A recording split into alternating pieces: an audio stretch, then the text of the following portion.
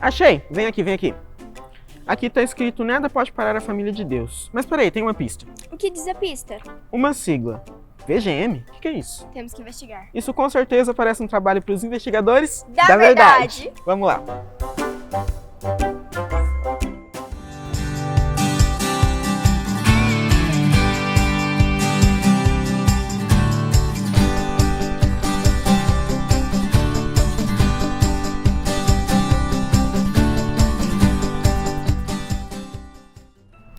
De acordo com o papel que a gente pegou, essa sigla PGM significa Pequeno Grupo Multiplicador.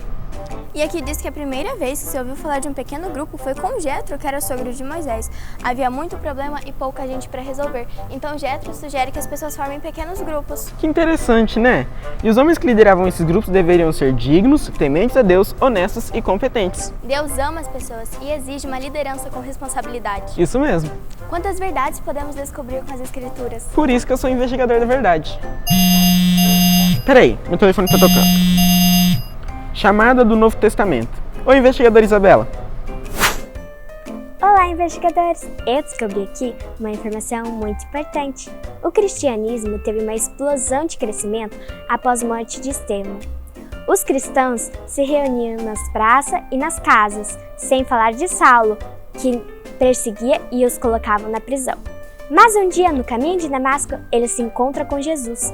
Teve sua vida transformada e seu nome mudado para Paulo. Eu já li sobre a história do apóstolo Paulo. Ele era um vaso escolhido para levar o nome de Jesus. Paulo é considerado o primeiro missionário. Sim, ele pintou igrejas e se reuniam nas casas, porque todas elas eram fora de Jerusalém, em cidades pagãs onde não havia templo para adorar ao Senhor.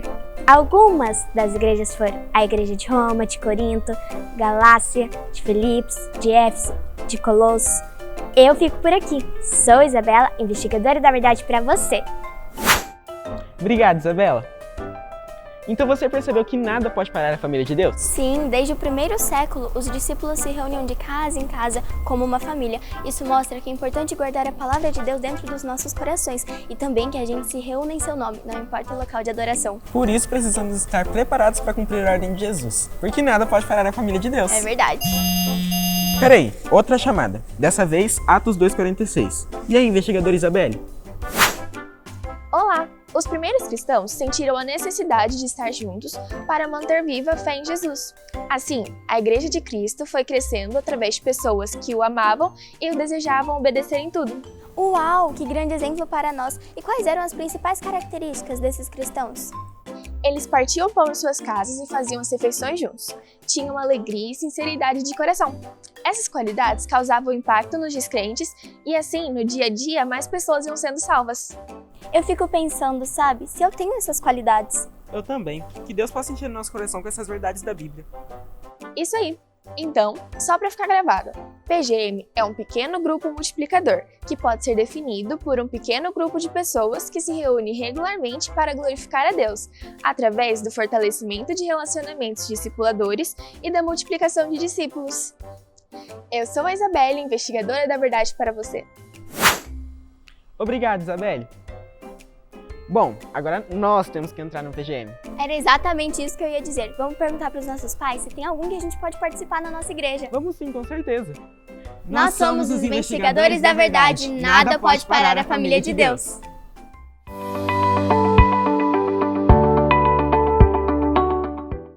Uma viagem ao túnel do tempo da história da igreja. Quando Jesus enviou o Espírito Santo sobre os 120 discípulos que estavam em oração, o evangelho cresceu de uma forma sem limites. A perseguição seguiu após a morte de Estevão. O povo se reunia quando podia, no templo, nas praças e nas casas. Aprendiam a palavra, comiam juntos, cuidavam um dos outros e muitos se convertiam e eram batizados. Muitos tiveram que deixar suas casas e mudar para outros países, viver em cavernas, no deserto, mas não abandonavam a fé em Jesus Cristo. Seguiu-se mais de 300 anos de perseguição até que o imperador Teodósio I promulgou uma lei chamada Edito de Tessalônica, tornando o cristianismo uma religião obrigatória. E isso foi muito ruim, porque Jesus nunca obrigou ninguém a segui-lo. Quem recusava ser cristão era torturado e morto. Jesus nunca provaria isso. Durante muitos séculos, exércitos foram levantados pelas igrejas que entraram em outros países, obrigando-os a serem cristãos. A igreja ficou centralizada em Roma. As pessoas estavam proibidas de ler a Bíblia. Só o Papa podia ler e interpretar. As pessoas não podiam cantar nos cultos, só os monges podiam. As pessoas não entendiam o que se falava, porque tudo era falado em latim, uma língua antiga. Já pensou assistir um culto que você não entende e não pode participar? Seria muito chato, não é? Martinho Lutero era um padre, começou a estudar a Bíblia e percebeu que a igreja estava errada em várias coisas e rompeu com ela. Ele descobriu 95 coisas erradas e colocou essa lista na porta da igreja. Muita gente seguiu Martinho Lutero. Depois que isso aconteceu, Gutenberg, o inventor da imprensa, imprimiu a primeira Bíblia. Ela foi traduzida para o alemão, e isso aconteceu em muitos outros idiomas. Cada um podia ter a sua, podiam ler e interpretar. As pessoas podiam cantar nos cultos, mas ainda sofriam muita perseguição, porque crer dessa forma era um crime. Aqui no Brasil, até 15 de novembro de 1889, a religião oficial era o catolicismo, ou seja, todos eram obrigados a ter essa religião. Quando houve a proclamação da República Brasileira, o Estado brasileiro deu liberdade a todas as pessoas. Ser evangélico deixou de ser um crime. As pessoas podiam se encontrar nos templos e nas casas, mas o objetivo era iniciar ali uma futura igreja. Os cultos nos lares não tinham o mesmo objetivo que tinha a Igreja dos Apóstolos. Há 58 anos atrás, na Coreia do Sul, o pastor Paul Yang-cho começou um movimento de grupos familiares com mulheres reunindo-se nas casas. Depois de 20 anos na Guatemala, pertinho do Brasil, o pastor César Castelhanos começou em sua igreja um modelo parecido, sob o nome G12. Depois disso, surgiram outros.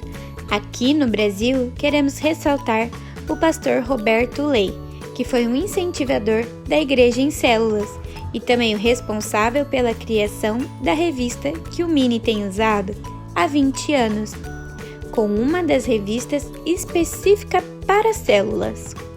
Outro nome é de Abe Uber, que em 1999 também começou um movimento de células em Santarém, no coração do Pará, no modelo MDA.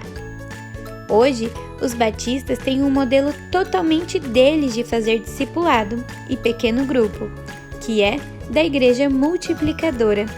Nossa igreja está totalmente dentro e por isso nossos pequenos grupos não se chamam mais células, mas pequenos grupos multiplicadores, ou PGMs.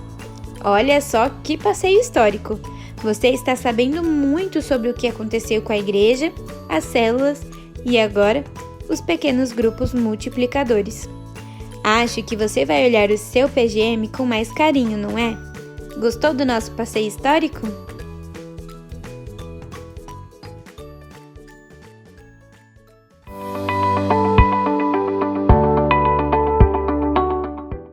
E aí, galera super de Deus! Estamos realmente aprendendo muito mesmo nesta série. Família é tudo de bom. E hoje com este super tema: nada pode parar a família de Deus. Em Atos 2,46 diz que a super família de Deus todos os dias continuavam a reunir-se no pátio do templo, partiam o pão em suas casas e juntos participavam das refeições com alegria e sinceridade de coração. Atos 2,46. E também lemos em Atos 5,42 que todos os dias no templo e de casa em casa não deixavam de ensinar e proclamar que Jesus é o Cristo. Uau, isso é extraordinário! esses encontros mantinham o coração dos nossos irmãos, ou seja, a nossa família em Cristo, aquecido na fé. Eles cuidavam uns dos outros, o evangelho era pregado e cresciam dia após dia. Paulo é considerado o primeiro missionário e, como plantador de igrejas, apóstolo. Ele fez 3 viagens e nelas plantou igrejas. Essas igrejas se reuniam nas casas porque todas elas eram fora de Jerusalém, em cidades pagãs, onde não havia templo para adoração ao Senhor.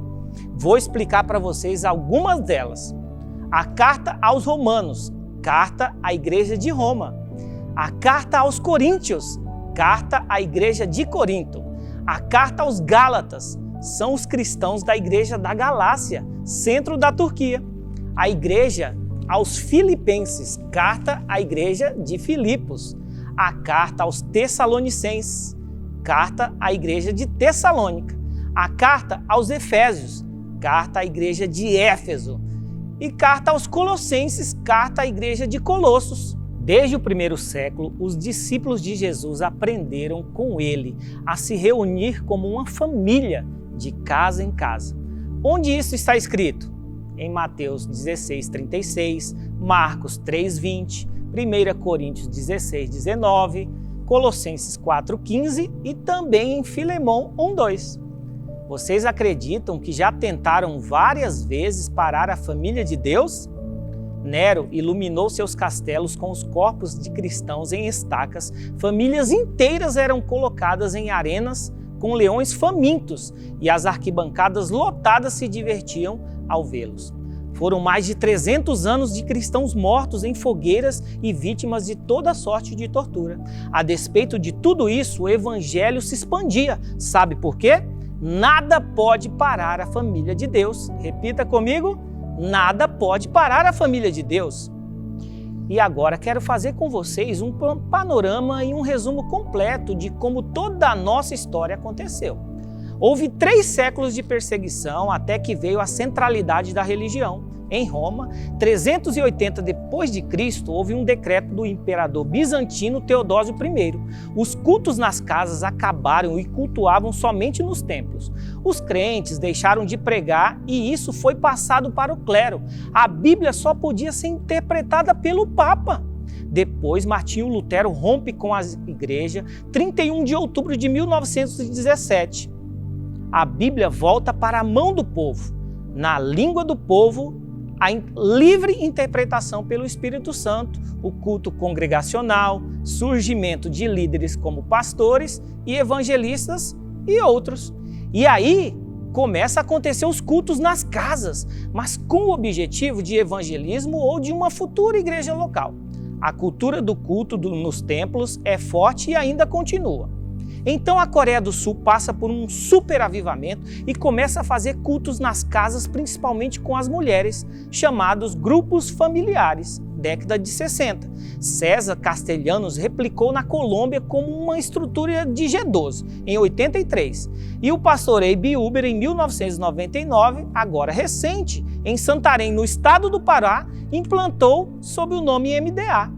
Falando um pouco mais da nossa história, os evangélicos faziam cultos nas casas, mas esses cultos tinham o objetivo de evangelizar ou de tornar o lugar uma futura igreja local. Não havia o interesse em multiplicar. A estrutura era a repetição do culto da igreja, as pessoas eram passivas, uma pessoa falava e os outros só ouviam. Não se pensava em multiplicação, não era o objetivo o crescimento mútuo dos membros. Então surge os PGMs, que procuram resgatar o estilo de vida dos cristãos da igreja primitiva. Ou seja, a igreja lá do comecinho da história do cristianismo. São pequenos grupos nos quais um líder dentre eles é levantado. É um grupo no qual todos se cuidam, crescem mutuamente, evangelizam e buscam a multiplicação. Assim que conseguem um líder em treinamento, mas o ideal é conseguir toda a estrutura passo a passo, conforme eu falei anteriormente. O objetivo do PGM é a igreja perto dos membros, cuidar deles, saber de suas necessidades e atendê-lo. É um lugar onde há menos resistência para levar pessoas que ainda não conhecem a Cristo. O evangelismo flui com mais facilidade e a consolidação da experiência com Deus é responsabilidade de todos. O relacionamento discipulador pode acontecer de forma natural da pessoa que ganha com aquele que a ganhou. E como acontece a multiplicação? Os PGMs saudáveis precisam se multiplicar. Isso mostra saúde. A mensagem do Evangelho é poderosa e o poder do Espírito Santo está em nós. Deus tem todo o interesse que esses grupos deem certo. Aí você me pergunta, pastor, o que é uma mudança de paradigma? É o que estamos vivendo neste exato momento. Um momento histórico. Hoje as igrejas, os PGMs, tiveram que usar a internet por causa da pandemia. E o Evangelho não ficou paralisado, mas ampliou suas formas de atingir as pessoas. As igrejas, em pequenos grupos, ao redor do mundo, sabem que o sucesso, a longo prazo, depende delas viverem o futuro. Elas sabem que os líderes do amanhã são as crianças, os adolescentes e jovens de hoje. Ou seja, são vocês aí que estão nos assistindo. Essas igrejas investem muito em treinamento de uma nova liderança, conforme afirma o Joel Kominski. O que vocês acham da nossa super mensagem de hoje? O que vocês receberam? É magnífico conhecer a história da igreja e como a nossa família cristã se desenvolveu ao longo da história. Repita comigo, nada pode parar a família de Deus. Mais uma vez, nada pode parar a família de Deus. Deus os abençoe.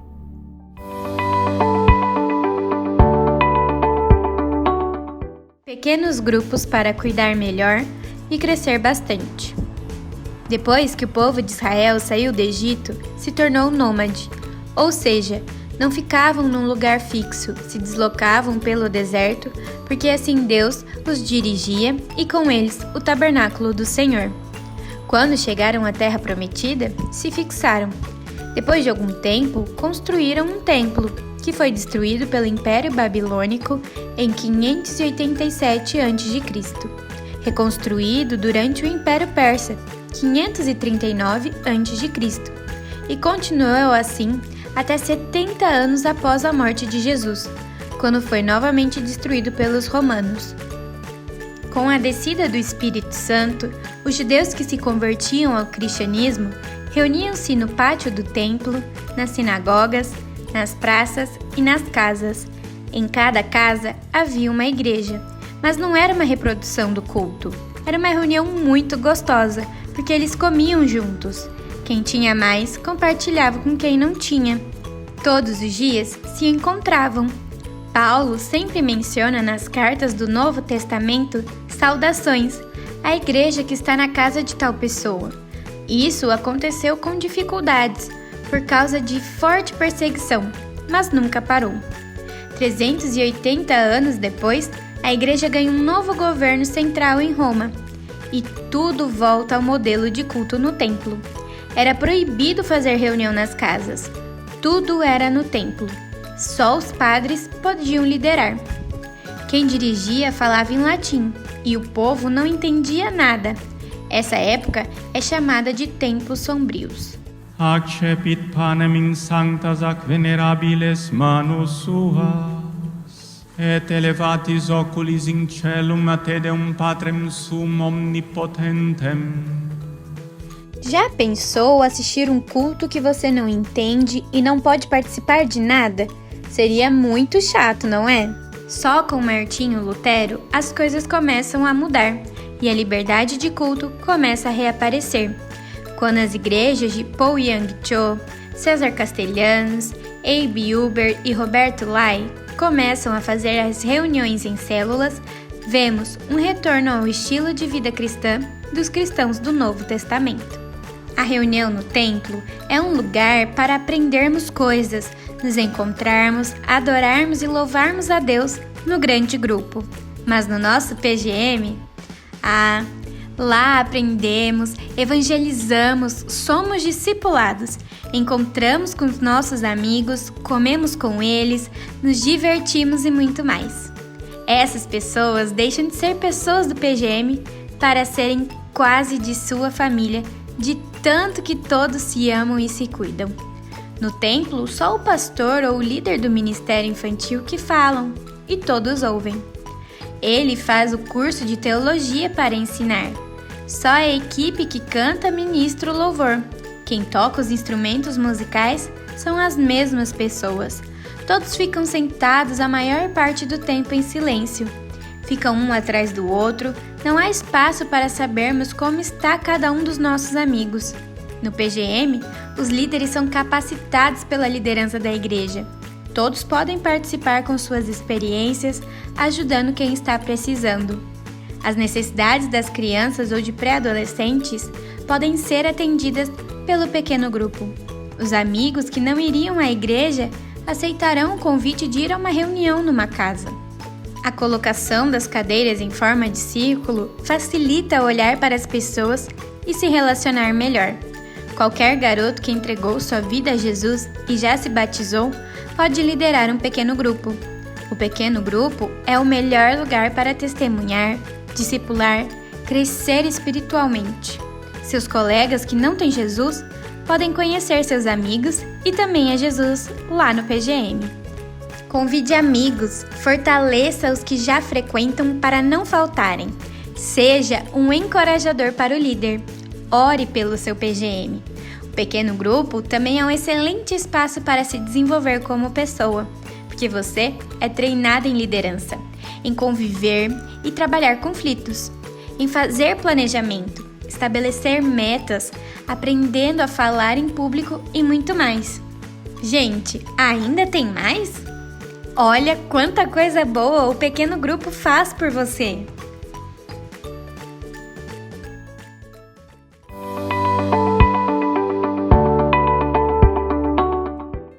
Olá, crianças! Agora é hora de memorizar o versículo, uma forma diferente de você aprender. O nosso versículo é: todos os dias continuavam a reunir-se no pátio do templo, partiam pão em sua casa, com alegria e sinceridade, de coração. Atos 2:46. Aprenderam? Treine aí na sua casa.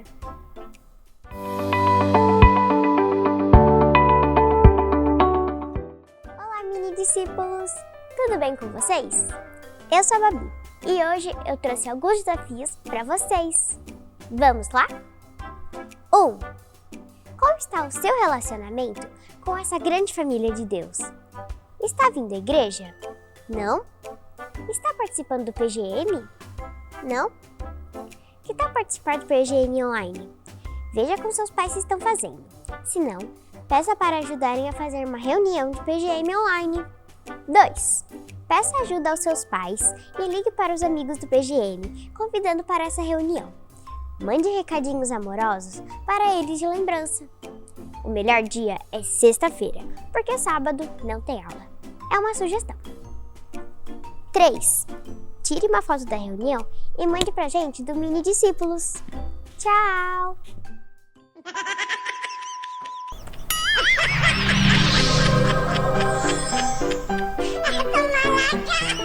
E aí, galera, super de Deus! Vai.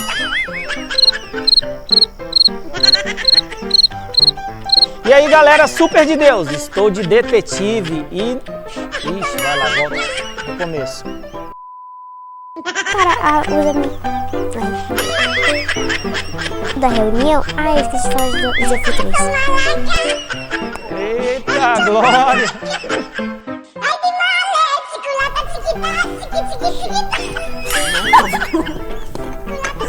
João! Achei! Nossa, nós temos que investigar isso. Isso parece um trabalho pros... Cristão! Cristão! Tá. Cristãos!